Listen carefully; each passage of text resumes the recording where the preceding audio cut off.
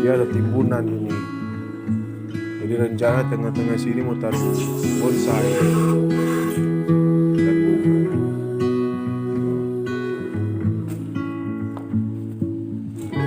Terus yang ini mau taruh rumpu jo, Jepang, sama kurang lebih 2 meter kali 4 begitu.